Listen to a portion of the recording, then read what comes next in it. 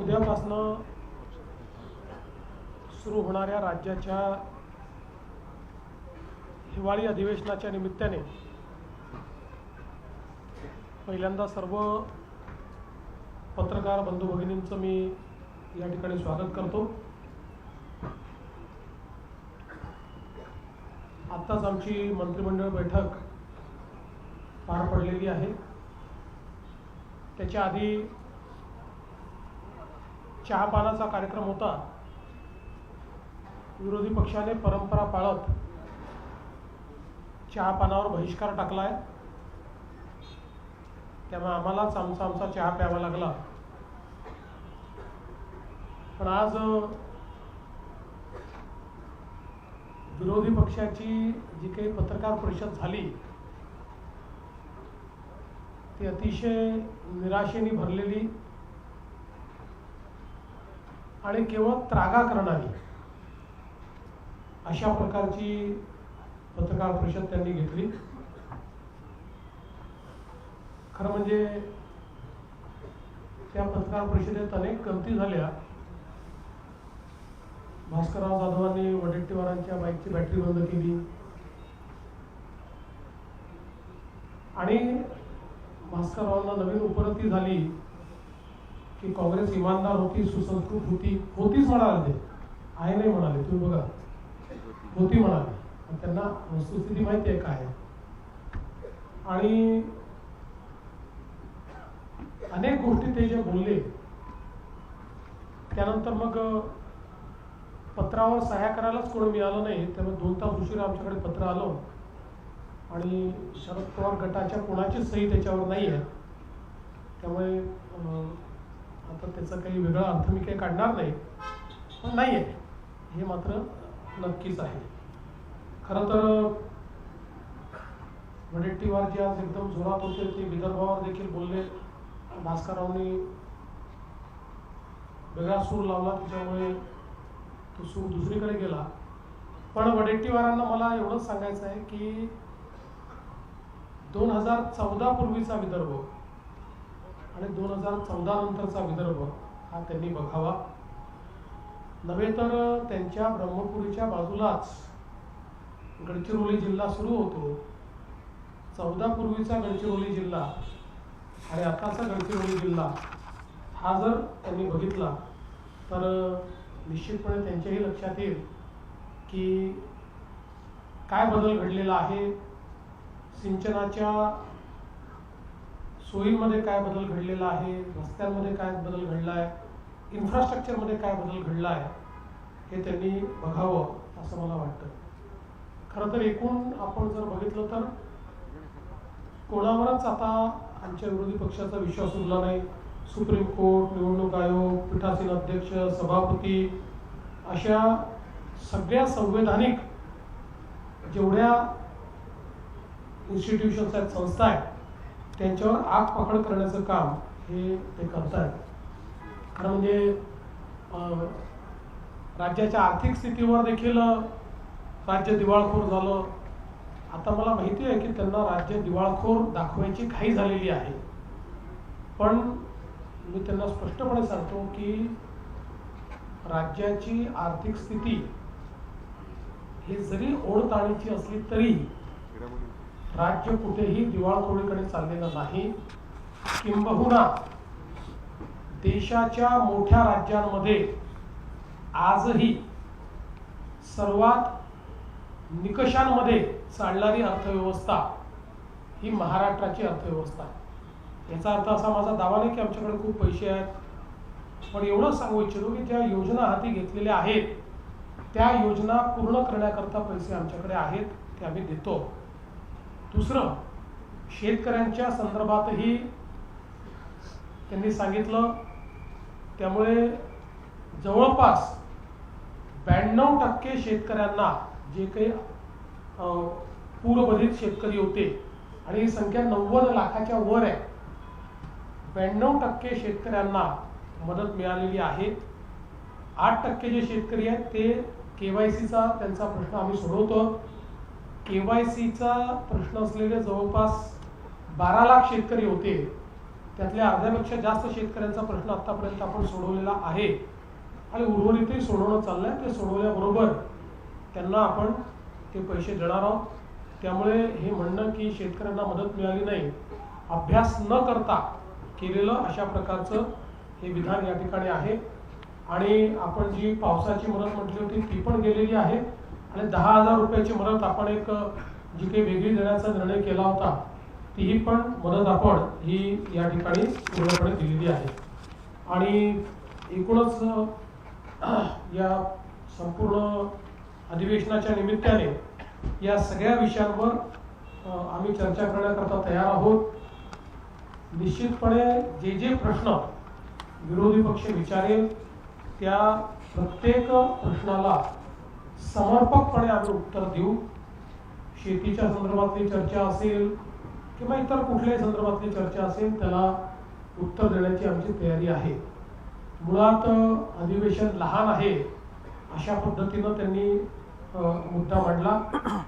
खरं म्हणजे शनिवार रविवारी आम्ही कामकाज करतो, पण बिझनेस ॲडवायझरी कमिटीमध्ये दोन्ही ठिकाणी चर्चा होत असताना हे अधिवेशन का लहान होत आहे हे सर्वांना माहिती आहे. कारण आचारसंहितेमुळे या अधिवेशनामध्ये आपण पूर्ण अधिवेशन घेऊ शकत नाही आहे याची कल्पना आहे. तरीही राज्य सरकारने आणि आम्ही हा निर्णय केला की अधिवेशन हे शनिवार रविवारी घेऊन जेवढा जास्तीत जास्त आपल्याला कामकाज करता येईल ते कामकाज आम्ही करायला तयार आहोत. आणि कुठेही राज्य सरकारची पळून जायची या ठिकाणी मानसिकता नाही आहे. यासोबत काही प्रश्न त्यांनी उपस्थित केले विरोधी पक्षनेत्यांच्या संदर्भात. विरोधी पक्षनेत्यांचा निर्णय हा सर्वस्वी माननीय अध्यक्ष महोदय आणि माननीय सभापती महोदयांच्या अखत्यारीत आहे. त्यामुळे त्या संदर्भात जो निर्णय माननीय अध्यक्ष महोदय माननीय सभापती महोदय घेतील तो निर्णय आम्हाला मान्य असेल. त्या संदर्भात आमचा कुठला आग्रह नाही, कुठला दुराग्रह नाही. खरं म्हणजे मुळातच मला असं वाटतं की आत्ताचा विरोधी पक्ष हा दिशाहीन आहे. मुद्दे देखील नाहीत आणि मुद्दे रेटून नेण्याकरता त्या ठिकाणी जे करावं लागतं ते करण्याची इच्छाशक्ती देखील विरोधी पक्षामध्ये दिसत नाही. आणि म्हणून हे अधिवेशन आम्ही चांगल्या पद्धतीनं पार पाडू. जेवढे कामकाजाचे दिवस आणि आपल्याला कल्पना आहे की नागपूरच्या अधिवेशनामध्ये शेवटी आम्ही जे कामकाज करतो ते दुप्पट करतो. कारण नागपूरचं अधिवेशन हे सकाळी लवकर सुरू होतं, रात्री उशिरापर्यंत चालतं. त्यामुळे दिवसाला 5 तास काम करणं अपेक्षित असतं, पण 10 तासाच्या वर काम प्रत्येक दिवशी नागपूरच्या अधिवेशनामध्ये साधारणपणे आम्ही करत असतो. त्यामुळे कुठेही कामकाजाचे तास कमी होतील असं मला या ठिकाणी वाटत नाही. एक निश्चितपणे गोष्ट, कारण नंतर आम्ही दोघंच दिसतोय आणि अजितदादा दिसत नाही याच्यावरच बातमी व्हायची, म्हणून सांगतो की अजितदादा बहारीनला होते, ते आता पुण्यामध्ये लँड झाले आहेत. मुळामध्ये जी काही आपल्याकडे थोडा मध्ये हा जो क्रायसिस झाला त्याच्यामुळे त्यांनाही उतरायला उशीर झाला, ते उशिरा उतरले आहेत पुण्यामध्ये आणि म्हणून ते पोहोचू शकले नाहीत. आता त्यांचा फोन आला होता, ते आता पुण्याहून निघत आहेत. त्यामुळे रात्री 9-9:30 पर्यंत ते नागपूरमध्ये येतील आणि म्हणूनच ते या ठिकाणी हजर नाही आहेत. आणि उद्यापासून पूर्ण वेळ अजितदादा देखील या ठिकाणी असणार आहे. जवळपास या अधिवेशनामध्ये 18 विधेयकं आम्ही मांडणार आहोत. त्यातले काही फार छोटे छोटे आहेत, अगदी अनुषंगिक आहेत, काही मेजर विधेयक आहेत. अशी 18 विधेयकं आम्ही त्या ठिकाणी मांडणार आहोत आणि या विधेयकांवर चर्चा करून ही विधेयकं सगळी मान्य व्हावीत अशा प्रकारचा आमचा प्रयत्न या निमित्ताने असणार आहे. एकूणच नागपूर अधिवेशनामध्ये सुरुवातीच्या काळामध्ये आमच्या पत्रकारांची काही गैरसोय झाल्याचं मला समजलं, त्याबद्दल त्यांची दिलगिरी व्यक्त करतो. पण कोणीतरी कोर्टात जातं आणि मग काय काय होतं हे आपल्याला माहिती आहे, पण आता त्यातनंही आपण जो काही तो मार्ग काढलेला आहे आणि एक चांगलं अधिवेशन, जनतेच्या आशा आकांक्षा पूर्ण करणारं अधिवेशन करण्याचा आमचा प्रयत्न असेल. आणि विशेषतः नागपूर अधिवेशनामध्ये विदर्भ मराठवाड्यावर जास्तीत जास्त चर्चा व्हावी ही जी अपेक्षा आहे त्या अपेक्षेअनुरूप सत्तारूढ पक्ष तरी त्याच्यावर जास्तीत जास्त चर्चा घडवण्याचा प्रयत्न करेल.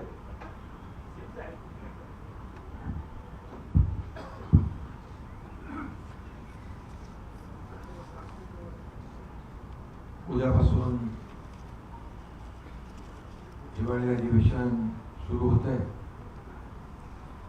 आपल्या सगळ्यांचं मनापासून स्वागत. मुख्यमंत्री महोदयांनी अतिशय विस्तृतपणे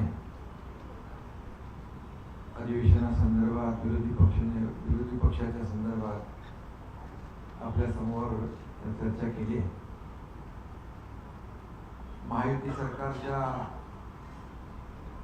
जो कारकीर्द कार्यकाळ आहे 3.5 वर्ष होत आहे आणि आमच्या दुसऱ्या इनिंगला काल परवा 1 वर्ष देखील झाली आणि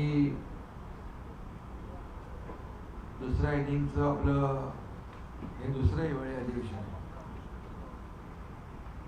त्यामुळे आपल्या सगळ्यांचं पुन्हा एकदा स्वागत करतो. कालावधी कमी असला तरी सुद्धा विदर्भातल्या प्रश्नांना न्याय मिळाला पाहिजे अशी शासनाची भूमिका आहे आणि विदर्भाच्या प्रश्नांवर आता जसं मुख्यमंत्री महोदयांनी सांगितलं की विरोधकांनी चर्चा खरी म्हणजे विदर्भाच्यावर घडवली पाहिजे, परंतु सत्ताधारी पक्ष मात्र विदर्भातल्या अधिवेशनामध्ये विदर्भाच्या प्रश्नांना, समस्यांना, विकासाला न्याय देईल आणि चहापानावर तर त्यांचा जो काही बहिष्कार तो त्यांनी प्रोटोकॉल मेंटेन ठेवलेला आहे बहिष्कार घालण्याचा.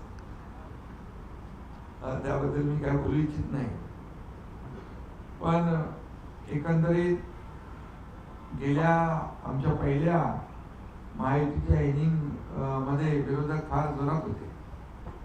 रोज तिकडे आंदोलन, अधिवेशनात, पायऱ्यांवर, सभागृहात कमी पण बाहेर त्यांना आंदोलन करणं आणि तुम्ही सगळं त्यांचं टिप्पण करत होते, त्याच्यामध्ये आनंद मानत होते. ते आमची एवढीच भूमिका आहे की अधिवेशन हे लोकांच्या, जनतेच्या प्रश्नांना न्याय देण्यासाठी, वाचा फोडण्यासाठी आणि सरकारकडून न्याय मिळवून घेण्यासाठी असतं. परंतु विरोधकांना त्याच्यामध्ये काही स्वारस्य राहिलेलं नाही आणि त्यांना फक्त पायऱ्यांवर स्टंट करण्यामध्ये धन्यता ते मानतात. मी एवढंच सांगेन की यावेळचा विरोधी पक्ष अतिशय निष्प्रभ दिसतोय. म्हणजे त्यांची परिस्थिती, जे मी काय कोणाला कमी लेखत नाही, मी कोणावर अशी टीका करत नाही, परंतु अतिशय जी काही अवस्था आहे ती आपण पाहतोय. आणि झालेल्या निवडणुकांमध्ये देखील पत्रकारांनीच विचारलं की महाविकास आघाडीचे कुठे आहे, आपणच होतो करत होतो ना सगळीकडे प्रचारामध्ये, पण म्हणजे नेते सगळे आपल्या घरात होते आणि कार्यकर्ते आपले सगळे वाऱ्यावर होते. कार्यकर्त्यांची निवडणूक होती आणि निवडणूक आयोग, कोर्ट याला नेहमी दूषणं देणारे, खरं म्हणजे ही निवडणुकीची मतमोजणी पुढे गेली, त्यामुळे तरी त्यांना धन्यवाद दिले पाहिजे निवडणूक आयोग, कोर्टाला. नंतर अशी परिस्थिती असती की अधिवेशनामध्ये फार वाईट परिस्थिती झाली असती. कारण महायुती आम्ही काही ठिकाणी एकत्र लढलो, काही ठिकाणी वेगवेगळे लढलो, मैत्रीपूर्ण निवडणूक झाली आणि महायुतीला जवळपास 70-75% त्याहीपेक्षा जास्तीचं यश मिळेल अशी परिस्थिती राज्यामध्ये आहे. काय मीही फिरलो, देवेंद्रजी, अजितदादाही फिरले, त्यामुळे मी जिकडे जिकडे फिरलो तिथली परिस्थिती अशी आहे. आणि म्हणून विरोधी पक्ष या ठिकाणी या अधिवेशनामध्ये किती विदर्भाचे प्रश्न उपस्थित करतो माहीत नाही, परंतु आमची सरकारची पूर्णपणे तयारी आहे. यामध्ये शेतकऱ्यांचे प्रश्न असतील, सिंचनाचे प्रश्न असतील, आरोग्य, बेरोजगारी या सर्व प्रश्नांवर या ठिकाणी त्यांनी चर्चा उपस्थित करावी. सरकार पूर्णपणे त्यांच्या चर्चेला उत्तर देईल. जरी विरोधी पक्ष संख्येने कमी असला तरी सुद्धा आम्ही त्यांना अंडर एस्टिमेट नाही करत आणि त्यांना आम्ही गांभीर्यानेच घेऊ. तसं म्हणजे आम्ही लोकशाहीमध्ये विरोधी पक्षाला देखील त्यांचे मान सन्मान ठेवणारे आहोत. फक्त एकच आहे की लोकांच्या प्रश्न राहिले बाजूला, विरोधी पक्षनेता द्या. विरोधी पक्षनेता का देत नाही, विरोधी पक्षनेता का, मुख्यमंत्र्यांनी सांगितलं होतं की ते अधिकार अध्यक्ष आणि सभापतींचे आहेत, पण जनतेने त्यांना जे काही नाकारलं, झिडकारलं, विरोधी पक्ष नेता बनणे एवढे पण संख्याबळ नाही दिलं. त्यांनी आत्मचिंतन, आत्मपरीक्षण केलं पाहिजे. लोकसभेमध्ये पण गेल्या मागच्या वेळेस विरोधी पक्ष नेता संख्याबळ नव्हता म्हणून नाही मिळालं. यावेळेस लोकसभेत विरोधी पक्ष नेता मिळाला. त्यामुळे त्यांनी प्रयत्न केला पाहिजे पुढच्या वेळेसाठी की विरोधी पक्ष नेते एवढे तरी संख्याबळ कसं मिळता येईल, संख्याबळ मिळवा आणि कमवा आणि विरोधी पक्ष मिळवा. पण तरी सुद्धा हा अधिकार पूर्णपणे अध्यक्षांचा आणि सभापतींचा आहे. आमचा कुठलाही त्याला विरोध नाही आणि आम्ही कुठल्याही परिस्थितीमध्ये या ठिकाणी जे काही लोकशाहीमध्ये जे आपल्याला करायचं आहे किंवा जे काही निर्णय घ्यायचे, लोकशाही मानणारे आम्ही आहोत. आणि त्यामुळेच 2.5 वर्षामध्ये जे महायुतीने काम केलं त्याची फलश्रुती विधानसभेच्या झालेल्या निवडणुकीत आम्ही टीम म्हणून काम केलं, त्याची फलश्रुती पाहिली. कारण अनेक जे काही स्पीड ब्रेकर टाकले होते महाविकास आघाडीने ते आम्ही उकळून टाकले, लोकाभिमुख कल्याणकारी योजना केल्या आणि त्यामुळेच या राज्यामध्ये लँडस्लाईड मॅन्डेट मिळालं. देवेंद्रजी आता मुख्यमंत्री आणि आम्ही ते टीम म्हणून काम करतोय. आपण 1 वर्षाचा देखील पाहिलं की जो कार्यकाळ, 1 वर्षातले निर्णय पाहिले, 2.5 वर्षाचे निर्णय पाहिले, 3.5 वर्षामध्ये जे काय काम केलेलं आहे ते जनतेसमोर आहे. आणि त्यामुळे हा लेखाजोखा जो आहे हा जनतेसमोर आहे. विरोधी पक्षाकडून आम्हाला एवढीच अपेक्षा आहे की लोकांचे प्रश्न मांडा. हे काय विरोधी पक्ष नेत्याच्या खुर्चीसाठी, आमची लढाई खुर्चीसाठी कधीच नव्हती. आमचा अजेंडा खुर्ची नाही आहे. आमचा अजेंडा लोकांनी, ज्या लोकांनी आम्हाला खुर्चीत बसवलंय त्या लोकांचे प्रश्न सोडवणे, त्यांना त्या समस्यांचा उलगडा करणे, त्यांना न्याय देणं हा आमचा अजेंडा आहे. आणि त्यामुळे निवडणुका झाल्या आम्ही ताबडतोब कामाला लागलो. कुठला आपला एक पहिला प्रकल्प आपण तिथे गेलो, हे निवडणुका झाल्या आता मुंबईमध्ये ऑरेंज गेट, तो टनेल आम्ही ताबडतोब काम सुरू केलं. त्यामुळे आम्ही काम करणारे आहोत. ते स्पीड ब्रेकर टाकणारे, त्यांचा पाय ब्रेकवर आहे, आमचा पाय एक्सलेटरवर आहे. आणि त्यामुळे विकासाचं जे काय आम्ही काम पुढे नेतोय याच्यातून विरोधी पक्षाने थोडा बोध घेतला पाहिजे. हे काय सारखं जळजळ मळमळ जळी स्थळी, आता काय ते विरोधी पक्ष नेता देत नाही, मग मुख्यमंत्री पद रद्द करा. अरे मी मुख्यमंत्री होतो तेव्हाही मला घटनाबाह्य मुख्यमंत्री म्हणायचे, आता उपमुख्यमंत्री आताही घटनाबाह्य. अरे काय लावलंय? इतक्या वर्षाचा अभ्यास तरी करा. इतके वर्ष राज्यामध्ये काय काय कुठली पदं होती आणि कसा कारभार चालला. महाविकास आघाडीमध्ये आणि उपमुख्यमंत्री पद होतं ते काय घटनाबाह्य होतं का? इतक्या वर्षाचं जी काय पद आहे ती घटनाबाह्य आहे. थोडा अभ्यास करून कायद्याचा, मागचे रेफरन्स, सगळ्या गोष्टी माहिती घेऊन बोललं पाहिजे. फक्त आपलं एकच जळी स्थळी काष्टी पासे एकनाथ शिंदे. अरे आणि मी तर काय कामातून उत्तर देतो आणि मी आरोपाला टीकेने उत्तर देतच नाही. म्हणून तर जे काही महाराष्ट्रामध्ये लोकांनी मॅन्डेट दिलेलं आहे, कामाला दिलेलं आहे, कामाची पोस्ट होते. आम्ही तिघही काम करतोय, डे नाईट काम करतोय, घरी बसत नाही. आणि त्यामुळे याचं आत्मचिंतन करावं आणि आत्मपरीक्षण करावं आणि नंतर बोलावं. आणि कोण बोलतंय? अरे विधानसभेत पूर्ण अधिवेशनात पूर्ण वेळ तरी बसा आणि मग बोला. त्यामुळे मी जास्त काय बोलत नाही. आणि यामध्ये मुख्यमंत्री महोदयांनी अनेक गोष्टींना इथं त्याचा उहापोह केलेला आहे. आम्हाला हे अधिवेशन विदर्भात आहे. कमी कालावधी असला तरी सुद्धा त्याच्यात अनेक विधेयक, अनेक या विदर्भासाठी निर्णय सरकार घेणार आहे. बिलकुल सरकार सगळ्या चर्चेला उत्तर द्यायला तयार आहे. विरोधी पक्षाने फक्त सभागृहात येऊन मांडलं पाहिजे आणि फक्त अधिवेशनामध्ये येऊन फक्त आपली कोणीतरी दखल घेईल आणि मीडियामध्ये आपण सारखे दिसत राहू, यासाठी हे अधिवेशन नाही. हे अधिवेशन विदर्भाच्या जनतेला न्याय देण्यासाठी आहे. आणि तो न्याय सरकार देईल. मगाशी मुख्यमंत्री म्हणाले की 2014 पूर्वीचं विदर्भातलं बघा. मी तुम्हाला सांगतो, सिंचन प्रकल्प महाविकास आघाडीमध्ये असताना शंभूराज इकडे आहेत, दोन का चार प्रकल्पांना सुधारित प्रशासकीय मान्यता दिली आहे. आणि आम्ही असताना जवळपास 185 सुधारित प्रशासकीय मान्यता दिलेली आहे. सिंचन प्रकल्पांना फरक बघा, कामामध्ये फरक बघा. इथे एक उदाहरण आहे, बाकी इतर विभागाचे निर्णय पण बघा. त्यामुळे मला जास्त काय बोलायचं नाही. काय याच्यामध्ये शासनाचं कर्तव्य असतं लोकांना न्याय देणं, या जनतेच्या अपेक्षा पूर्ण करणं, जनतेच्या समस्या सोडवणं. आणि मग सर्वसामान्यांचं सरकार म्हणून आम्ही म्हणतो, विकासाला देखील आम्ही चालना देतोय. आज महाराष्ट्र GDP मध्ये नंबर 1 ला आहे, स्टार्टअप मध्ये नंबर 1 ला आहे, परदेशी गुंतवणुकीत नंबर 1 ला आहे, सगळ्या क्षेत्रात नंबर 1 आहे.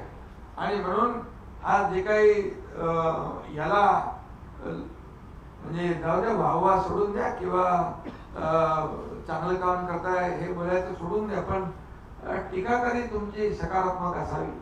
आदरणीय देशाचे प्रधानमंत्री नरेंद्र मोदीजी यांचं जे काय आपलं देशाचं $5 ट्रिलियन इकॉनॉमीचा गोल जो आहे, तो महाराष्ट्र आम्ही त्याच्यात आमचं कॉन्ट्रीब्युशन आहे. तिथं कुठे आम्ही कमी पडणार नाही. आणि महाराष्ट्र मोठं राज्य आहे, इन्फ्रा प्रोजेक्ट एवढे मोठ्या प्रमाणावर राज्यात सुरू आहे. देशामध्ये महाराष्ट्र नंबर 1 ला आहे. आणि हे आता काय म्हणाले, दिवाळखोरीमध्ये कोणी विरोधी पक्ष. पण या ठिकाणी मी सांगतो की राज्य महाराष्ट्र मोठं राज्य आहे आणि पायाभूत सुविधा प्रकल्प एवढ्या मोठ्या प्रमाणामध्ये सुरू आहे. आज आपण पाहिलं 2014 पूर्वीची परिस्थिती आणि आताची परिस्थिती, जमीन आसमानचा फरक आहे. हे लोकांनी तुलना केली आणि लोकांनीच आम्हाला मॅन्डेट दिलेला आहे. त्यामुळे याचं कुठंतरी आत्मपरीक्षण, आत्मचिंतन विरोधी पक्षाने करावं, एवढीच मी त्यांना माझी सूचना आहे. आणि बाकी सगळ्या प्रश्नांना, सगळ्या त्यांच्या ज्या काही चर्चा असतील त्यांनी सकारात्मक चर्चा करावी, सभागृहामध्ये चर्चा करावी. सभागृहामध्ये चर्चेतूनच काही आपल्याला मिळवायचं असेल विदर्भासाठी, महाराष्ट्रासाठी, महाराष्ट्रातल्या जनतेसाठी, विरोधी पक्ष जो आहे हा विरोधी पक्ष या ठिकाणी सरकारकडून समस्यांची उकल करून घेणं, सोडवणूक करून घेणं हे काम असतं. त्यामुळे ते त्यांनी करावं. आणि आम्ही हे अधिवेशन जे आहे, हे अधिवेशन अतिशय सकारात्मक दृष्टिकोनातून पुढे नेणार आहोत. एवढंच या प्रसंगी मी सांगतो. धन्यवाद.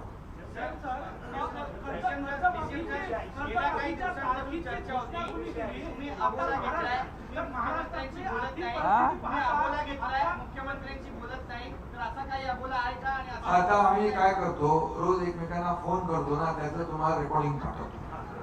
नाहीतर मग रोज फोटो टाकून इंस्टाग्रामवर टाकतो, नाहीतर मग हास्य जत्रेल झाला.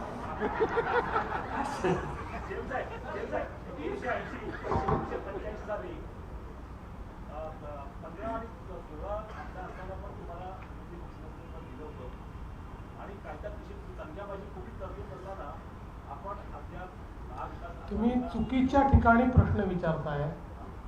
याचा निर्णय घेणारे आम्ही नाही, याचा निर्णय घेणारे सभापती आणि अध्यक्षच याचा निर्णय घेऊ शकतात. त्याचा निर्णय आम्ही घेऊ शकत नाही.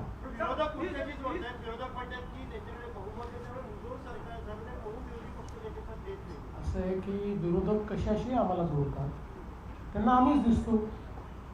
जसं शिंदे साहेब म्हणाले, जळी स्थळी काष्टी पाषाणी आम्हीच दिसतो. त्यामुळे प्रत्येक गोष्टीशी आम्हाला जोडतात. पण तुम्हाला हे माहिती आहे, विरोधी पक्षनेता घोषित करण्याचा अधिकार सरकारचा नाही, तो अधिकार हा सभापती आणि अध्यक्षांचाच आहे.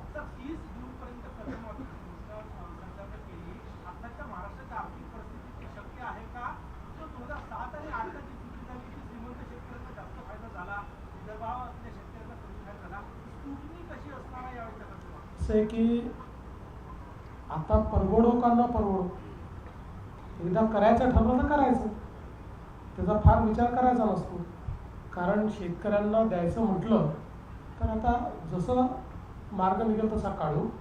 त्यामुळे आता जी घोषणा केली आहे त्या घोषणेवर आम्ही पक्के आहोत. ती योग्य शेतकऱ्यांना आणि ज्याला आपण म्हणू शकतो पात्र शेतकऱ्यांनाच मिळाली पाहिजे, याकरताच आम्ही प्रवीण परदेशींची कमिटी केली आहे. या कमिटीला सगळा अभ्यास करायला सांगितलेला आहे. ती कमिटी आम्हाला सुचवेल त्यानुसार त्याचे ध्येय धोरणं नियम आम्ही तयार करू आणि पात्र शेतकऱ्यांना त्याच्यामध्ये आम्ही लाभ देऊ.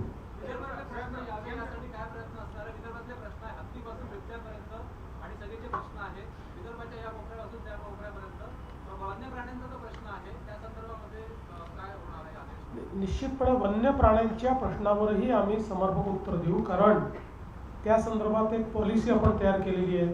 वाघाच्या संदर्भातली पॉलिसी तयार केली आहे, हत्तीच्या संदर्भातली तयार केली आहे, बिबट्यांच्या संदर्भातली केली आहे. तर त्याचं योग्य उत्तर हे आपण त्या ठिकाणी देऊ. आणि मी सांगतो की सत्तारूढ पक्षाच्या वतीनं तर आमचा प्रयत्न असेल की विदर्भातले आणि सोबत मराठवाडा जोडतो मी, कारण मागास भाग जो काही आपला ज्याला म्हणतो आपण, असा जो सगळा त्या भागातले प्रश्न सुटले पाहिजे म्हणून हे अधिवेशन आहे. त्यामुळे विदर्भ मराठवाड्यातले जास्तीत जास्त प्रश्न लागावेत असा आमचा प्रश्न, आमचा सत्तारूढ पार्टी म्हणून प्रयत्न असेल. तसंच विरोधी पक्षांनी प्रयत्न करावा.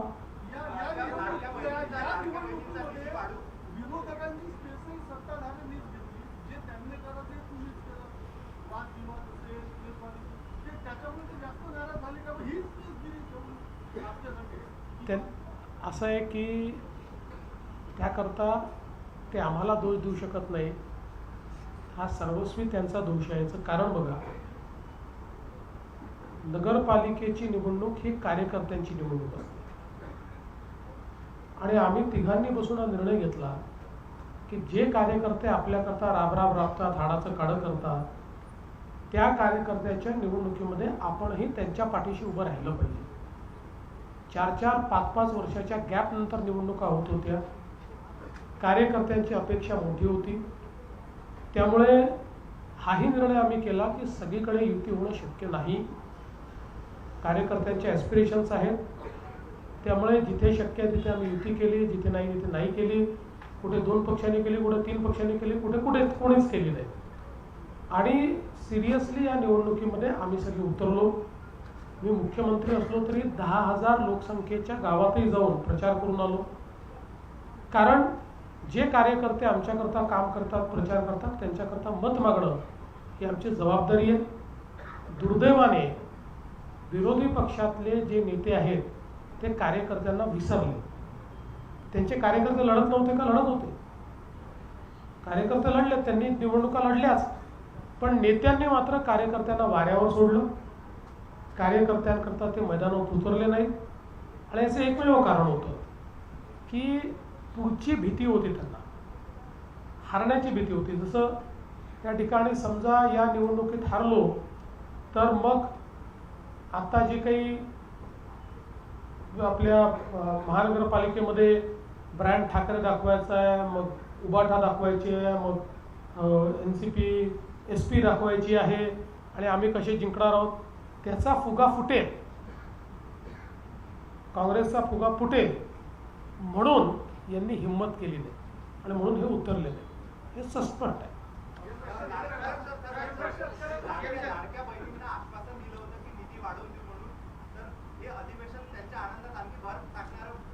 योग्य वेळी योग्य निर्णय होतील, काळजी करू नका.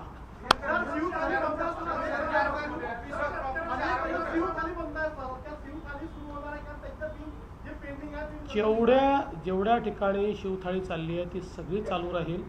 त्याची बिलही आम्ही देतो. नव्याने आता केंद्र उघडत नाहीत, पण जे केंद्र उघडलेले आहेत ते सगळे चालवणार.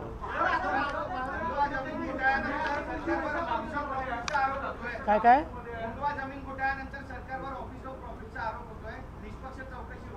चौकशी चाललेली आहे. काही लोकांना असं वाटतं की आज सांगितलं की उद्या उत्तर यावं, असं नसतं. चौकशी नीट करावी लागते. कारण शेवटी प्रत्येक चौकशीचा रिपोर्ट हा हायकोर्टात चॅलेंज होतो आणि चौकशी शॉर्टकटमध्ये केली, कोणाला संधी न देता केली तर प्रिन्सिपल ऑफ नॅचरल जस्टिसवर अशा पद्धतीनं हायकोर्ट ती चौकशी समितीचा रिपोर्ट खारिज करते आणि म्हणून योग्य ती संधी देऊन पूर्णपणे निष्पक्ष याची चौकशी होणार आहे. आत्तापर्यंत आपण बघा अतिशय वेळेत या संदर्भात FIR दाखल झालेला आहे, FIRवर कारवाई चाललेली आहे, अटकही झालेली आहे. त्यामुळे इथे काही लपवालपवी करण्याचं कारण नाही.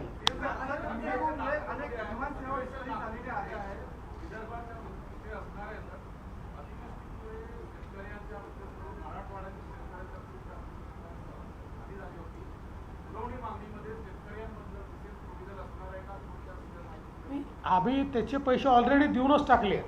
ही जी आम्ही घोषणा केली होती त्याचे पैसे दिले आहेत, त्याची तरतुदी आम्ही केली आहे. त्यामुळे आता त्याची पुन्हा तरतूद करण्याची आवश्यकता नाही. त्यात काही कमी पडले असतील तेवढेच येते.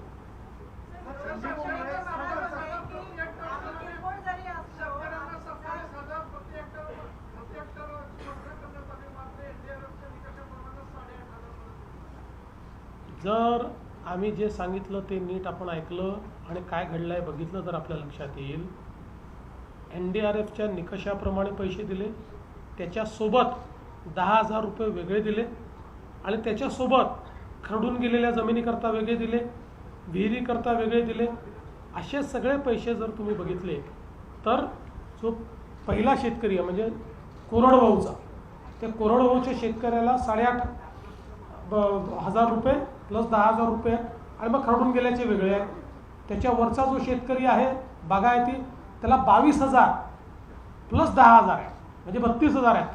आणि मधला जो हंगामी बागायती आहे त्याला 17,500 आणि 10,000 असे 27,000 आहे. तसे दिले.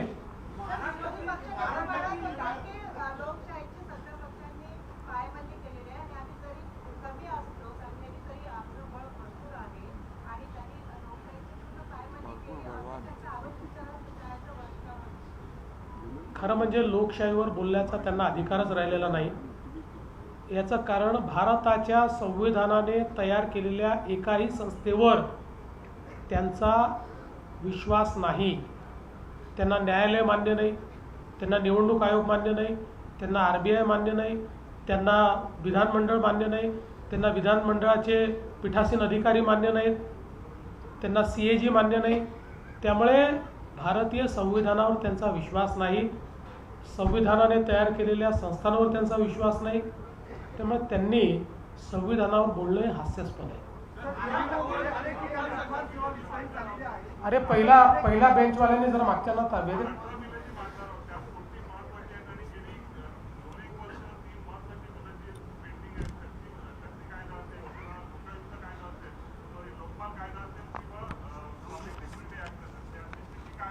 नाही. याच्यामध्ये शक्ती विधेयक जे आहे ते आपल्याला माहिती आहे की केंद्र सरकारने ते आपल्याला मागेच परत केलं, कारण त्यांनी सांगितलं की त्यातले काही हे असंवैधानिक म्हणजे कॉन्स्टिट्युशनल राईट्सवर हे करणारे आहेत आणि बाकी काही सुधारणा ही ऑलरेडी केंद्राने त्यांच्या कायद्यामध्ये केलेल्या असल्यामुळे त्या संदर्भात ते आपल्याकडे परत आलेलं आहे.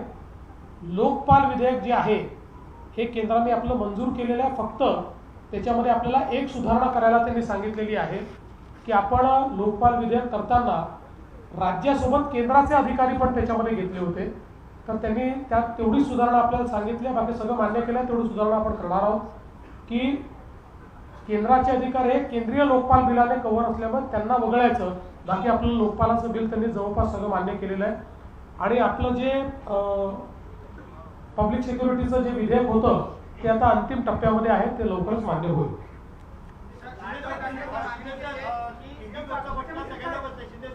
आज आदित्य ठाकरेंचं फ्लाईट मिस झालं. 11-12 दोनच दिवस उद्धव ठाकरे येणार आहे. वाटतं व्यवस्थित विमान म्हणून येतील अधिवेशनामध्ये? मगाशी मी बोललो ना त्याच्याबद्दल. विमान मिस होणार नाही ना त्यांचं? मग विमान मिस होणार नाही. अरे बाबा, मी मगाशीच सांगितलं ना, आरोप टीका करायची असेल तर पूर्ण वेळ तर अधिवेशनात बसलं पाहिजे. उलट ते कारण चांगलं. उद्धव ठाकरे म्हणतात की उद्धवजी इंडिगोच्या विमानाने फिरत नाही एवढी माहिती जर तुम्हाला आहे. ते ज्या विमानाने फिरतात त्या विमानाला कुठलीही अडचण नाही, ते नीट येऊ शकतात. बाकी कोणाला अडचण असेल तर शिंदे साहेबांनी आणि मी समृद्धी महामार्ग बांधलेला आहे. गाडी पाहिजे असेल तर पाठवून देतो. गाडीत बसून 7-8 तासात नागपुरात पोहोचता येईल. खूप लोक समृद्धीने आले. लाडक्या बहिणी सुरक्षित नाही असं विरोधक म्हणतात महाराष्ट्रात. नाही, त्याचं उत्तर त्यांना देऊ ना. त्यांनी त्या संदर्भातला मुद्दा विधानसभेत मांडावा, त्याचं उत्तर त्यांना देऊ.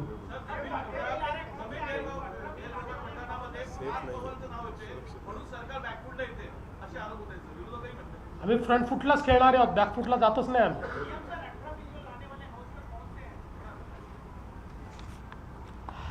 महाराष्ट्र सार्वजनिक विश्वस्त व्यवस्था दुसरी सुधारणा, महाराष्ट्र दुकाने व्यवस्थापना सुधारणा, महाराष्ट्र कृषी उत्पन्न कलम सुधारणा, महाराष्ट्र धारण जमिनीचे तुकडे पडण्यास प्रतिबंध, महानगरपालिका पाठवून देतो या. त्यांना पाठवा. नाहीतर पटलावर ठेवतो.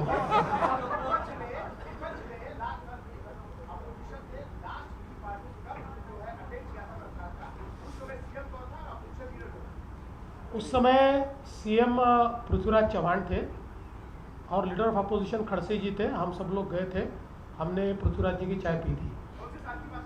2011 की होगी.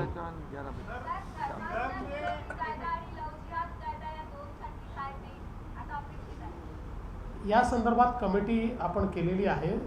माननीय ज्या आपले डीजींच्या अंतर्गत त्याचा रिपोर्ट अंतिम आहे, तो आमच्याकडे येतो.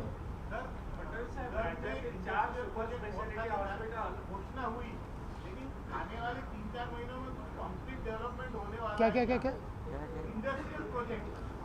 नहीं, कंक्रीट ही चल रहा है, आप चिंता मत करो, कुछ हल्का नहीं है, सब कंक्रीट चल रहा है.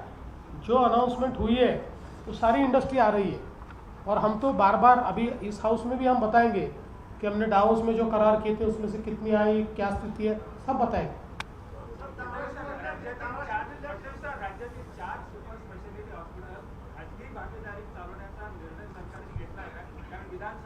अद्याप तरी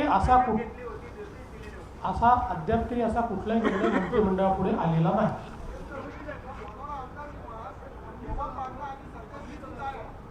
मनोऱ्याचं काम फार जोरात चाललेलं आहे, वेगाने चाललं आहे, 2 वर्षात पूर्ण होईल.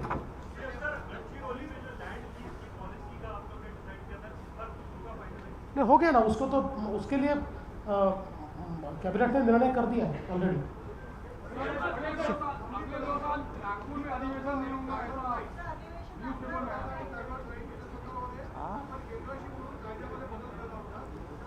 त्या संदर्भात केंद्राने एक कमिटी केली आहे. ते सगळ्या राज्यांकडनं त्यांनी त्या राज्यांचं म्हणणं काय मागवलं आहे त्याच्यावर ते अंतिम निर्णय करतील. चला, धन्यवाद. हा,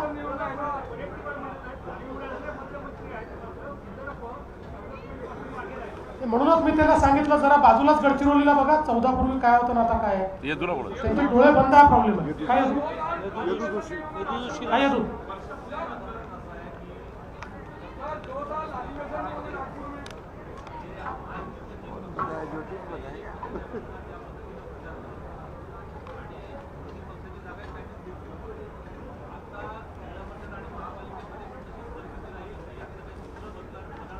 पहिली गोष्ट तर आम्ही जरी एकमेकाच्या विरुद्ध लढत होतो तरी पूर्ण मी आता समजा ज्या काही सभा केल्या 38 आणि अजून 5-6 फोनवर केल्या 42 सभांमध्ये कोणावरच टीका केली नाही. म्हणजे आमच्या मित्रांवर तर प्रश्नच नाही, विरोधी पक्षावरही टीका केली नाही. माझं एकही भाषण दाखवा की मी ज्यात विरोधी पक्षावर टीका केली आहे. मी फक्त त्या ठिकाणी विकासाचंच त्या ठिकाणी बोललो. आमच्या दोन्ही म्हणजे शिंदे साहेबांनी आणि यांनी पण विरोधी पक्षावर टीका केली असेल, पण सत्तारूढ पक्षावर किंवा आपापसात कोणी एकही टीका केलेली नाही.